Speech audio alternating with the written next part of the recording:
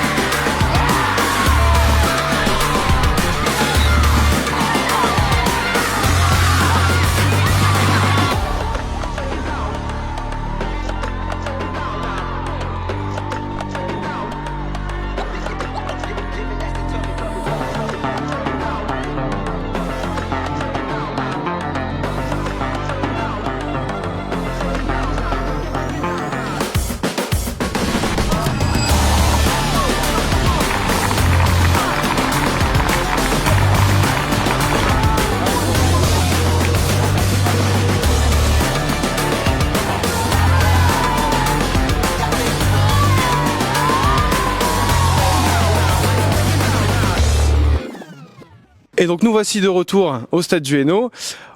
Avant de procéder au tirage au sort, on va prendre le temps d'échanger avec Jean et avec Jules. 2-3 questions chacun. Je vais commencer avec toi, Jean. Tu es né à Beauvais, donc tu n'es pas du secteur de l'ESCO comme Jules, on y reviendra par la suite. Mais si on devait résumer ta carrière, ton parcours jusqu'à aujourd'hui, qu'est-ce qu'on pourrait dire ? Bonjour à tous. Qu'est-ce qu'on pourrait dire? Je pense que le premier mot ce serait résilience, parce que j'ai eu des hauts, j'ai eu des bas, je suis retourné en N2, j'étais professionnel. Donc je pense que c'est ça qui me résume le plus, la résilience. Ne jamais lâcher, croire en soi et travailler. Je pense que c'est les maîtres mots pour pouvoir espérer aussi devenir professionnel. Et après, bien sûr, il y a ce brin de réussite, brin de chance, mais qui se provoque. Merci. Alors, si je dis pas de bêtises, t'es passé par le pôle espoir de Liévin. Pour les U13, c'est une année charnière puisque c'est l'entrée au pôle espoir. Il y a pas mal de joueurs et de joueuses qui sont encore sur le parcours d'entrée au pôle espoir sur cette finale pitch. Quel message tu souhaiterais leur transmettre pour ces joueurs qui sont des joueurs et joueuses qui sont toujours en lice et qui ont toujours cet espoir de rentrer au pôle? Ce que je leur dirais, c'est vraiment de s'amuser. Ça, je pense que c'est que la conséquence. Il y a des choses que vous maîtrisez, d'autres que vous maîtrisez pas. 13 ans ou 12 ans, c'est encore hyper jeune. Le plus important, c'est vraiment de s'amuser à jouer au foot, de pouvoir vivre ces moments à fond, de partage. C'était il y a quelques temps pour moi, mais j'en ai des super souvenirs. Surtout profitez. Vous êtes jeune, vous prenez pas la tête avec ça, vous aurez le temps plus tard. Il y aura des faits, il y aura ce que vous pensez dans 5 ans, dans plusieurs années. Donc vraiment, si vous y arrivez, tant mieux. Ce sera une réussite, ce sera sûrement top, comme ça a été le cas pour moi. Mais si vous réussissez pas, il y a plein d'exemples, et encore plus maintenant, de personnes qui font pas des centres de formation, qui font pas des pôles espoirs et qui arrivent quand même à réussir. Donc vous mettez pas de pression avec ça, soyez vous-même, profitez du moment, et si ça en découle quelque chose de positif immédiatement, tant mieux, et si c'est plus tard, mais voilà, prenez ça comme du positif et comme une expérience. Merci Jean. Et alors, dernière petite question, toi tu n'as pas fait la pitch, mais si on devait ressortir un ou deux souvenirs de cette période-là, alors tu parlais du Pôle Espoir, mais vraiment un événement particulier, un résultat, un match, un tournoi, un voyage. Qu'est-ce que tu ressortirais de cette période-là de U12, U13 ? Je me rappelle d'un tournoi où on avait été en finale. J'étais à Beauvais, on avait pris 6-0 contre Lille en finale, ça faisait un peu mal. Mais c'est surtout les moments de partage, comme l'a dit juste avant. Vraiment, on veut tout le temps penser à l'après, penser à entre guillemets sa carrière, même si c'est encore hyper tôt. Mais je pense que le plus important, c'est de profiter de ces moments-là, peu importe. C'est une journée top, en fait. C'est une journée qui est super. Tout est fait pour que vous soyez dans de bonnes conditions. Donc il y a vraiment que à s'amuser. Et après, bien évidemment, que le but c'est de gagner des matchs. Mais si vous faites ça en équipe et que vous êtes tous ensemble et que vous profitez, vous aurez encore plus de chances de réussir. Donc moi, c'est ces souvenirs-là que j'ai et qui étaient vraiment des super souvenirs. Et donc c'est ce que je dirais. Merci à toi. Et alors maintenant, on va passer à Jules, le régional de l'étape, on va dire, hein, comme on dit en vélo.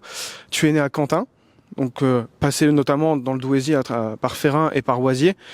Et toi, tu as participé à la pitch. Donc qu'est-ce que tu peux nous dire sur tes souvenirs et sur l'expérience que tu as vécue à l'époque ? Alors bonjour à tous. La pitch, c'est une période importante parce que c'est une compétition qu'on prépare aussi avec les coachs. Je pense aux challenges qu'on répétait à chaque fois aux entraînements, et puis c'est avant tout aussi l'aspect compétitif. Aujourd'hui, des tournois dans le monde professionnel, on n'en pratique quasiment plus, enfin plus du tout même. Donc sauf pour ceux qui ont le plaisir d'aller jouer au niveau international. Donc ouais, c'est important. Puis bon, comme Jean l'a dit, des moments de partage, on pense pas encore, on est encore jeune, donc on pense pas encore au haut niveau. Et prendre du plaisir avant tout, c'est ce que je retiens le plus de cette compétition. Merci. Et alors, je t'ai vu tourner la tête à gauche, hein, on t'a tous vu tourner la tête, relancer un regard sur la gauche, et notamment vers Olivier. Donc Olivier est présent, tu l'as eu en tant qu'éducateur dans ta formation. Qu'est-ce que tu peux nous dire 2-3 choses sur le coach Olivier ? Olivier, c'est un coach qui m'a récupéré tout de suite après Ferrin. Donc on a passé combien de temps ? 3 ans ensemble.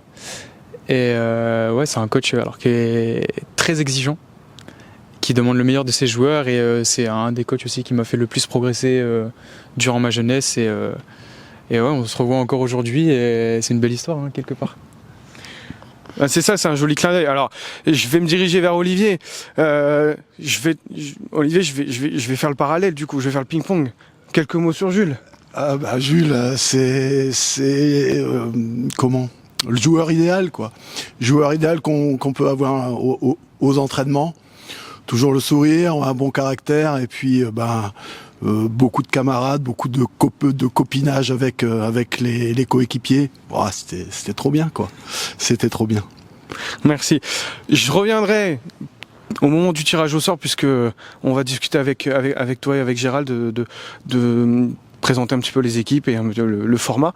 Mais voilà, donc je reviendrai juste après. On va procéder. Alors, avant tout ça, dernière question pour Jules. Toi, à titre personnel, là, quelles sont un petit peu tes ambitions, ta vision des choses pour les mois, les années à venir ? Moi, comme beaucoup de personnes le savent, ça va faire maintenant 8 ans que je suis au club. Donc c'est un club pour lequel j'ai beaucoup d'attaches. Maintenant, moi, mon objectif à court terme, c'est de prendre le plus de plaisir possible. Aussi remettre le club le plus vite possible à sa place parce que tout le monde le sait. Je pense que c'est un peu compliqué pour le club en ce moment. Donc c'est important pour nous, joueurs, de faire notre travail par rapport à ça. Et puis après, on verra, seul l'avenir nous le dira. Merci. Merci à tous les deux. On en a fini avec ce temps de présentation et on passe maintenant à la phase de tirage. On se retrouve donc pour le tirage au sort. Avant cela, on va écouter Olivier, on va écouter Gérald qui vont nous parler de la pitch en soi et de ce que c'est le festival Utrecht Pitch. Donc, je me dirige vers vous.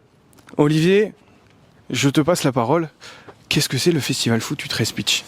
Eh ben, la pitch, c'est l'aboutissement du football d'animation. Il faut savoir que il n'y a pas de compétition. La compétition en tant que telle n'existe pas dans le foot animation.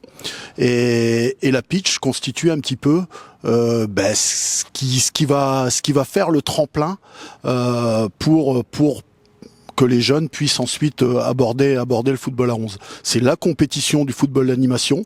Alors, et c'est une compétition tout à fait particulière parce qu'elle, je rebondis sur ce que disait Jean tout à l'heure. C'est une journée de fête pour les enfants, pour les parents, pour les coachs. Il y a des supporters, il y a des challenges de supporters, il y a tout ça qui se met en place. Et cette journée, elle se doit d'être festive avant toute chose. Et pour dédramatiser un petit peu cet aspect de compétition qui existe, bien sûr, puisqu'il y aura au bout du compte des équipes qui se qualifieront pour la suite. Mais avant tout, ce qui est très important, et je suis content que Jean le faisait remarquer à cet âge-là, le principal, c'est vraiment de prendre du plaisir. Et cette journée, elle est faite pour les jeunes, elle est faite pour qu'ils prennent du plaisir. Bien sûr dans la compétition, mais dans un très bon esprit. Voilà, je laisse la parole à Gérald. Alors, juste avant de te donner la parole, Gérald, on va expliquer un petit peu, on va procéder en 3 temps. On va tirer au sort les équipes féminines à 5, ensuite les équipes féminines à 8 et enfin les garçons. Jean sera en charge de tirer au sort les clubs. Et Jules tirera les pays. Voilà. Donc on va commencer par le foot à 5 au niveau féminin. Je te laisse donc ensuite la parole pour présenter un petit peu le foot à 5, Gérald. Alors, bonjour à toutes et tous. Au niveau du foot à 5 féminin, c'est la 2e édition. Au niveau de la valorisation du foot féminin, la Fédé met en place des plans d'action. Et avec ma collègue Mélanie Prévost, on est en charge vraiment de répondre à des exigences et toutes les formes de pratique. Et dans notre district, on a la chance d'avoir beaucoup de clubs qui sont dynamiques sur ce volet-là. Et certains sont un peu juste sur des effectifs réduits en foot à 8. Donc on propose l'alternative foot à 5. Donc là, sur la 2e édition, ces 8 équipes vont pouvoir participer uniquement l'après-midi sur des temps festifs et des rencontres pour avoir aussi une phase régionale au niveau d'Amiens pour récompenser toute la forme de pratique au niveau régional. Voilà, c'est une particularité de la région où le foot féminin se porte très bien. Merci Gérald. Alors, on débute le tirage au sort. Jean, tu as la primeur de tirer en premier. Alors, et donc la première équipe.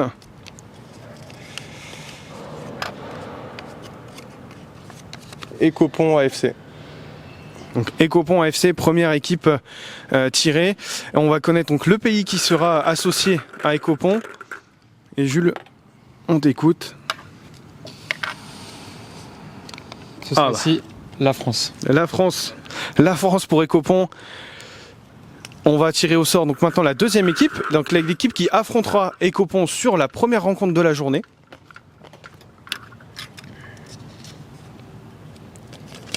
Carouble FC. Donc le Carouble FC qui affrontera Écopon sur cette première séquence de jeu et qui sera associé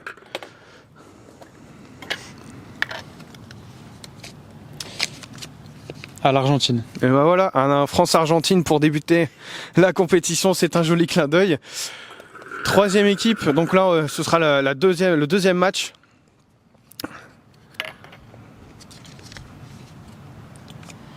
Fény-Aulnois. Donc l'entente Fény-Aulnois qui sera du coup associée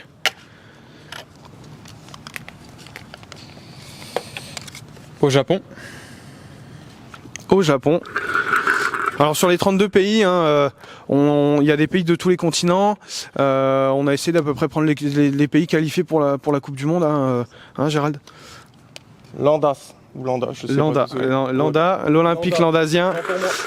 L'Olympique landasien qui affrontera donc l'entente Fény-Aulnois lors de son premier match et qui sera donc affilié À l'Autriche. à l'Autriche. On continue, donc on est à la moitié hein, de ce tirage féminin à 5. Marquion. Le SCO Marquion qui sera donc affilié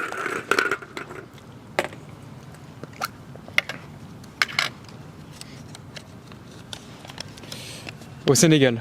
au Sénégal, la première nation africaine qui est tirée au sort et qui donc le SCO Marquion qui affrontera Bru et Sport. Bru et Sport, Marquion, Bru et Sport. Et donc on aura un Sénégal, Égypte.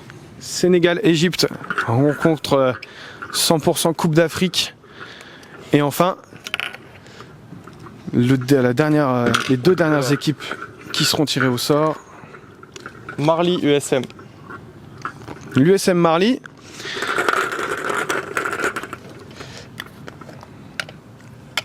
qui portera les couleurs La République de Corée. de la République de Corée. Et enfin, Moi, il n'y a plus trop de suspense.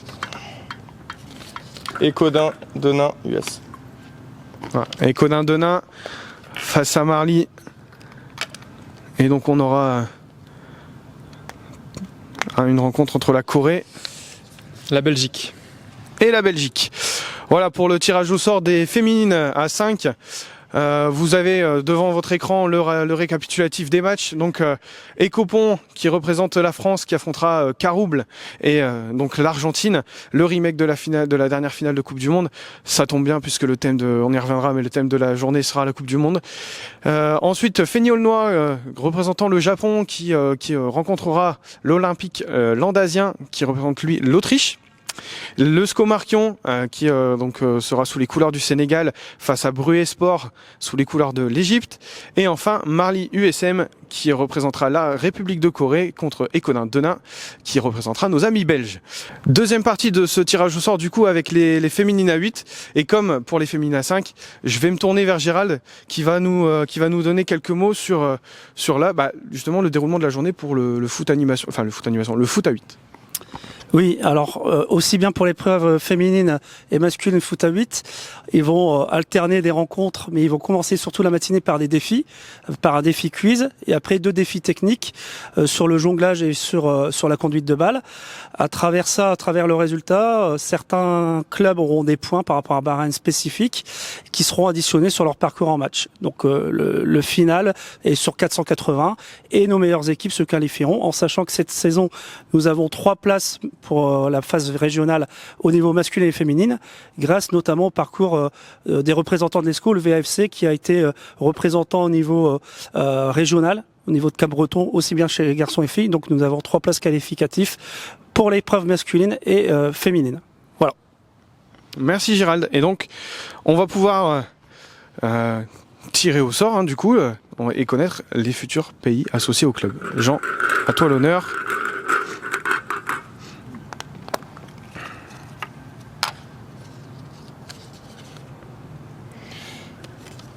Étoile Sebourg-Étreux. Donc l'étoile Sebourg-Étreux tiré au sort en premier sur ces féminines à 8.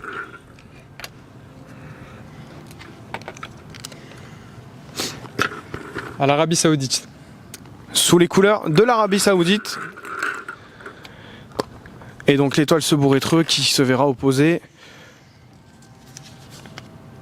À Cambrai AC. à l'AC Cambrai. Donc étoile Sebourg-Étreux face à l'AC Cambrai. L'AC Cambrai qui sera sous les couleurs De la Croatie. de la Croatie. Donc deuxième rencontre de ce festival Utrecht Pitch à 8 pour les féminines. Feignolnois, EFC. Feignolnois qui va connaître son pays.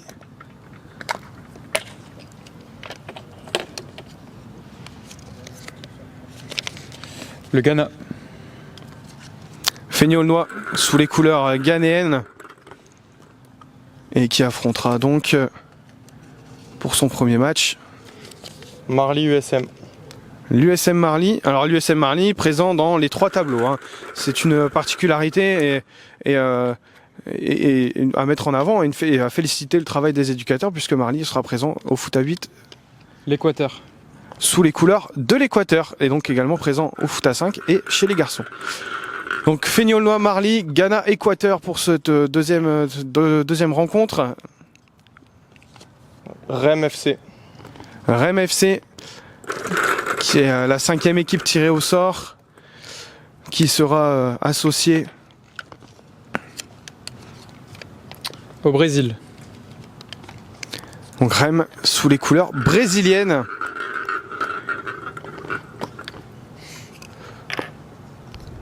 Et qui affrontera donc Cambrai OMCA. l'OMCA. Donc Rem OMCA et donc un Brésil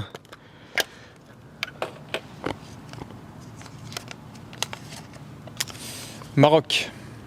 Brésil-Maroc pour ce 3e match. Donc on compte sur vous, hein, bien évidemment, pour les supporters, représenter au mieux vos pays, puisqu'il y a un challenge avec des points en plus à la clé. Lambre USM. Et pour cette dernière rencontre, donc Lambre associé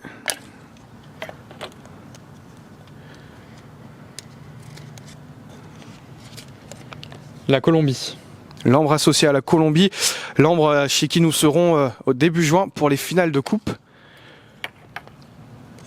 Qui affrontera donc Le VAFC. le VAFC. Et le VAFC qui sera associé, VAFC tenant du titre, hein, qualifié pour les finales nationales à Cap-Breton l'année dernière, comme Gérald l'a rappelé, qui sera associé À la Suisse.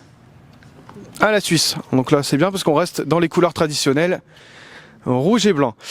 Voilà pour le tirage au sort des filles foot à 8. Il nous reste une dernière étape, les garçons foot à 8 avec 16 équipes là pour le coup à être tirées au sort. Dernière partie de ce tirage au sort avec le tirage des 16 équipes garçons. On va se diriger comme pour les 2 autres séquences auprès de Gérald qui va nous parler un petit peu de ces équipes qualifiées. Alors les équipes qualifiées, hein, aussi bien aussi les féminines, ils ont effectué chacun trois tours qualificatifs, avec à chaque fois 2 qualifiés par plateau, à travers aussi des défis jour de coupe juste avant les matchs pour départager en cas d'égalité. Et là, le jour J, on a quand même beaucoup d'habitués dans les clubs qui viennent sur ces événements. Ce qui est positif, c'est que les éducateurs aussi commencent à se fidéliser par rapport à cet événement, connaissent bien l'événement par rapport au défi et au déroulement. Et ce qui va être apprécié aussi, c'est que cette journée-là, à travers les parents jouent le jeu par rapport au challenge des supporters. On va mettre la thématique par rapport à la Coupe du Monde. Et aussi, cet événement couvre énormément de personnes, hein, aussi bien les membres de commission, nos arbitres, nos jeunes arbitres et le club d'Aniche qui met à disposition, et surtout dans des très bonnes installations, puisque le stade des Navarres des Aniche commence à être bien réputé sur la qualité de leurs infrastructures. Donc ça, c'est devenu un événement incontournable par rapport à nos clubs, qui sont très contents à chaque fois de venir participer à Aniche. Voilà. Et donc Aniche, 3e édition d'affilée, hein, au niveau du SC Aniche et du stade des Navarres. Donc comme disait Gérald, c'est un rendez-vous qui devient incontournable. Voilà, donc on va tirer au sort le foot à 8. Donc là on a 16 équipes à tirer, 16 équipes, 16 pays. Jean, je te laisse débuter avec donc la première équipe.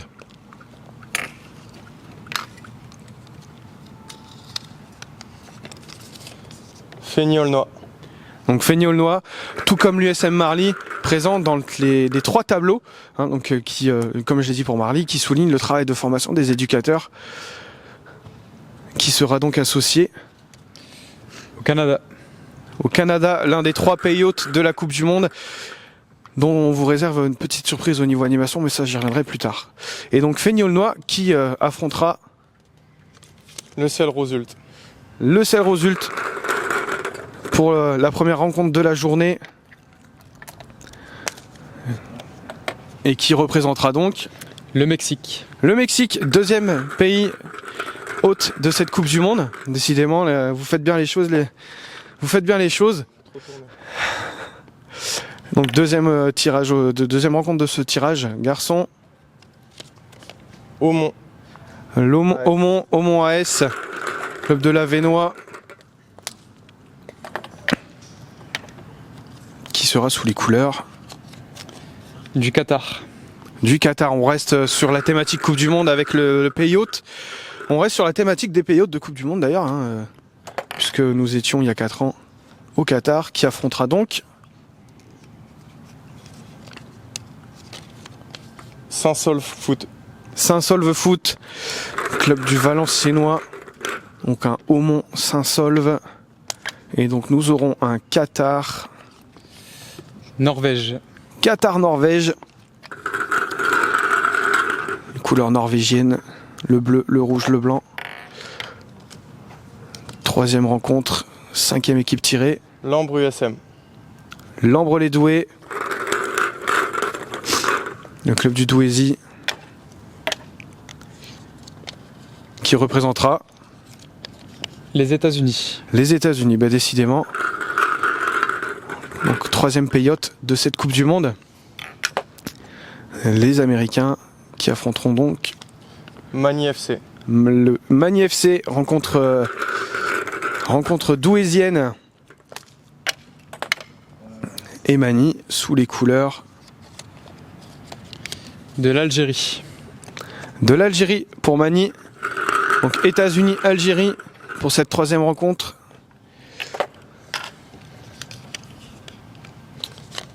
Saint-Amand FC. Saint-Amand tiré au sort pour ce 4e match L'Afrique du Sud. sous les couleurs de l'Afrique du Sud, pays hôte de la Coupe du Monde en 2010, on s'en souvient, qui affrontera Aulnois US. Aulnois US, rencontre valenciennoise du secteur valenciennois, et Aulnois qui sera donc sous les couleurs De la Côte d'Ivoire. de la Côte d'Ivoire. Match africain. Donc on est à la moitié. Cambrai AC. Cambrai AC pour entamer cette dernière partie du tirage au sort. Les jeunes Cambrésiens sous les couleurs Écossaise. écossaises. Et donc les Cambrésiens opposés À Wallers, JOA. à Wallers. Donc Cambrai, Wallers. Et Wallers représentera L'Angleterre. et un derby Écosse-Angleterre. Donc là on compte sur vous, un supporter. Écosse-Angleterre, faut faire du bruit. Oisier USM. Donc Oisier.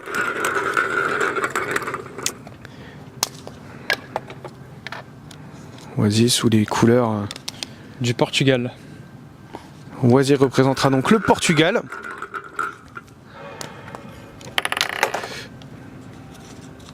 Et qui affrontera Somain USA. Somain USA Cheminot. Oisier Somain. Et donc on aura un Portugal. Espagne. Portugal-Espagne. Décidément, hein. On a un beau tirage. On a un beau tirage au niveau des pays. On a des beaux clins d'œil, des beaux derbys. Marly USM. Et donc la 3e équipe de Marly pour cette avant-dernière rencontre. Les Pays-Bas. Sous les couleurs hollandaises, le orange. Marly qui affrontera Le VAFC. Marly VA. Toujours des belles rencontres entre Marly et le VAFC. Et le VAFC L'Allemagne. sous les couleurs allemandes. Donc Pays-Bas, Allemagne. Et dernière rencontre du coup de ce tirage au sort. En IRH. C'est en IRH. En IRH. En IRH. Pardon. Il n'y a pas de souci. En IRH, club du Douaisis représentera L'Australie. l'Australie, la seule équipe du continent océanique présente dans le tirage au sort et qui affrontera donc Le Cato SC. le Cato SC, le Cato Cambrésis. Et donc dernier pays tiré, La Tunisie. la Tunisie. Voilà, le sort en est jeté, hein, donc les garçons foot à 8, vous avez le tirage au sort, le récapitulatif complet avec Feignolnois, Le Sel, qui représenteront respectivement le Canada, le Mexique. On a Aumont, Saint-Solve avec le Qatar et la Norvège, Lambre, Manille, États-Unis, Algérie. Saint-Amand, Aulnois, Afrique du Sud, Côte d'Ivoire. L'AC Cambrai rencontrera Wallers. Donc l'AC Cambrai sous les couleurs écossaises et Wallers sous les couleurs anglaises. Donc après, Oisier, Somain pour un Portugal-Espagne. Marly VA FC pour un Pays-Bas, Allemagne. Et enfin, en IRH, face à le Cato Cambrésis, l'Australie face à la Tunisie. Donc, toutes ces rencontres, voilà, ça nous met déjà l'eau à la bouche. On a déjà hâte d'être au 28 mars. Donc pour rappel, le 28 mars, la thématique, vous l'avez compris, c'est la Coupe du Monde. Je vais vous poser juste une petite question en rapport avec la Coupe du Monde. Les Bleus, vous les voyez où? Bah, j'espère gagner. Hein. Champion du monde. Bah oui, on y va, on y croit. Donc la Coupe du Monde, on vous a prévu un village animation avec notamment la présence du club de lacrosse de Villeneuve d'Ascq, si je dis pas de bêtises, qui sera, Sophia, tu pourras me confirmer, s'il te plaît, Villeneuve d'Ascq. Oui, bah oui, merci, voilà, Villeneuve d'Ascq. Donc le club de lacrosse de Villeneuve d'Ascq qui sera présent pour vous initier, vous présenter un petit peu ce qu'est ce sport typiquement nord-américain. On a donc village animation, hein, comme d'habitude, structure gonflable, maquillage pour être vraiment perfectionner votre maquillage de supporter, de nombreuses animations de la restauration, enfin voilà, tout le nécessaire pour faire la fête et pour profiter d'une très belle journée qu'on espère ensoleillée. Donc le mot de la fin, je vais le laisser à nos techniciens. Olivier peut-être en premier ou Gérald qui se lance. Olivier, allez, le mot de la fin, Olivier. Bah écoutez, venez nombreux, c'est ça qui est le plus important. Venez voir les jeunes s'éclater pour cette journée qui s'annonce magnifique, comme elle l'a été ces 2 dernières éditions à Aniche. Donc rendez-vous au Stade des Navers et puis venez nombreux. Merci. Oui, comme a dit Olivier, l'avantage aussi, c'est que c'est un événement qui fait vivre aussi notre territoire l'ESCO, qui est apprécié par beaucoup de monde. Vous aurez aussi la chance sur place de pouvoir, avec les QR codes, pouvoir suivre l'actualité en temps réel sur les animations, et ça sera encore une journée, je pense, très appréciée et agréable pour tous. Donc on se donne rendez-vous le 28 mars et à bientôt. Voilà, rendez-vous le 28 mars. Rendez-vous également, j'en profite que vous soyez là pour annoncer, parce qu'on aura déjà fait la communication au moment de la diffusion de la vidéo, mais on vous donne aussi rendez-vous le 10 avril pour la 2e édition cette année de tous les SCO-Hainaut dans le cadre de la rencontre VA Versailles. Voilà, donc n'hésitez pas, rapprochez-vous de vos clubs, ce sont les clubs qui font la commande de billets, donc pareil, même chose, village animation au stade du Hainaut le 10 avril. Merci à vous, bonne soirée, et puis rendez-vous le 28 au stade des Navars.